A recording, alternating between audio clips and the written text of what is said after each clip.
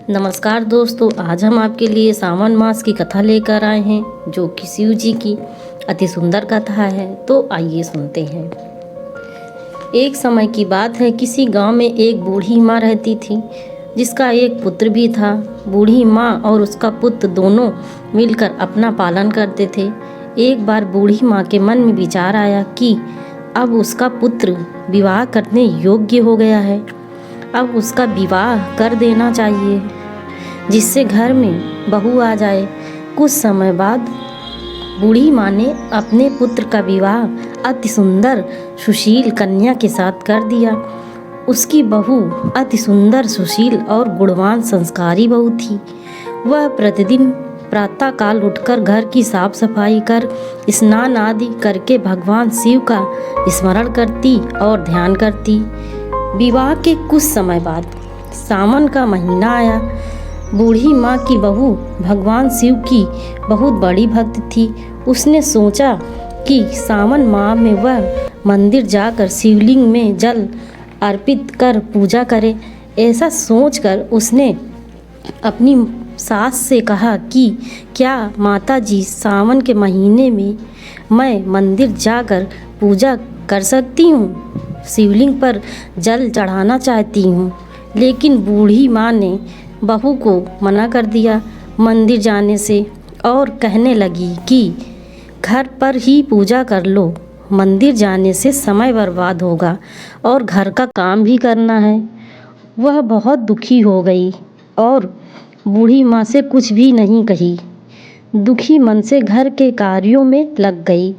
उसने दिन भर अन्न जल ग्रहण नहीं किया और अगली सुबह जब बहू कुएं से जल लाने को गई तो उसने देखा कि रास्ते में औरतें पूजा की थाली सजाकर मंदिर की ओर जा रही हैं।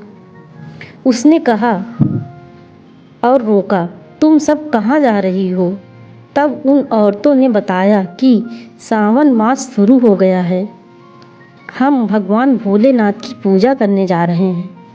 ये सुनकर वह उदास हो गई। तो उन औरतों ने कहा कि आप क्यों दुखी हो?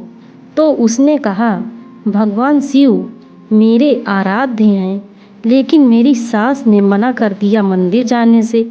ये सुनकर औरतें बोली, आप दुखी मत हो, आप हर रोज़ इसी समय पानी भरने आया करो और हमारे साथ मंदिर चलकर भगवान शिव की पूजा कर शिवलिंग पर जल अर्पित कर लेना।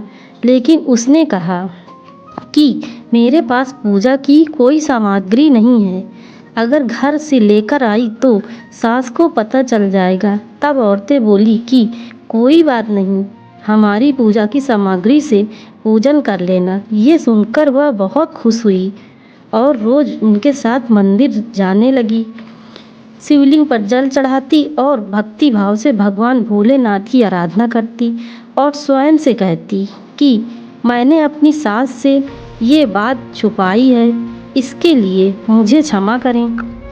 ऐसे ही पूरे सावन बीत गए। सावन महीने के अंतिम दिन उसने सोचा कि पूरे सावन महीने में मैंने इन औरतों की सामग्री से पूजा की है, आज तो मुझे अपना कुछ अर्पित करना चाहिए भगवान भोलेनाथ पर। ऐसा सोचकर उसने अपनी नाक से सोने की नथ उतारी और उसे धोकर शिव जी को चढ़ा दिया और पूजा कर घर आ गई। अपनी सास से नज़र छुपाकर घर के काम काज में लग गई। ऐसा इसलिए कर रही थी क्योंकि वह जानती थी कि उसकी सास पूछेगी कि नथ कहाँ गई। ऐसे ही दोपहर हो गई। तब अचानक सास की नज़र बहू की नाक पर गई तो उसने पूछा, नथ कहाँ है? तो बहू ने कहा, मुझे नहीं पता, शायद कहीं गिर गई। तो सास ने पूछा कि ये बताओ कि आज तुम कहाँ कहाँ गई थी, वहीं जाकर ढूंढेंगे। तब बहू ने कहा, मैं सुबह पानी भरने गई थी, तब मेरे नाक में नथ थी, इसके बाद मैं उपले थापने गई थी। तो सास बोली, चलो वहीं चलकर ढूंढते हैं। दोनों वहीं पहुँचे जहाँ बहू ने उपले थापे थे। सास ने बहू से कहा, चलो ये उपले तोड़कर देखते हैं और दोनों सास और बहू उपले तोड़ने लगी। जैसे ही उपले तोड़े, दोनों उपले से एक एक नथ निकली। सास ने कहा, बहू नथ तो एक ही थी, ये दो कैसे हो गई? इसके बाद सास ने एक एक करके सारे उपले तोड़ने शुरू कर दिए। सास उपले तोड़ती जाए, उन सब उपलों से एक एक नथ निकलती जाए। सास ने बहू की ओर देखा और पूछा कि क्या चक्कर है?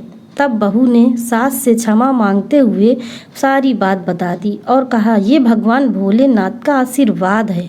आज मैंने सावन की समाप्ति पर उन्हें अपनी नथ अर्पित की थी और उन्होंने मुझे इतनी सारी नथ वापस कर दी। सास अपनी बहू की बात सुनकर बहुत खुश हुई और बोली, यदि सावन महीने में पूजा दान का इतना महत्व है तो अगले साल हम दोनों मिलकर सावन मास का व्रत कर पूजा अर्चना करेंगे। अगले सावन मास आने पर दोनों सास बहू ने नियम से सावन के व्रत कर पूजा अर्चना की। इस प्रकार भगवान भोलेनाथ की कृपा से बूढ़ी माँ का घर अन्न धन धान्य से भर गया। बहू को एक सुंदर पुत्र रत्न की प्राप्ति हुई। अतः हे भोलेनाथ, जैसी कृपा बूढ़ी माँ पर करी वैसी ही कृपा इस कहानी को कहने सुनने और हुकार करने वालों पर भी करना। जय भोलेनाथ।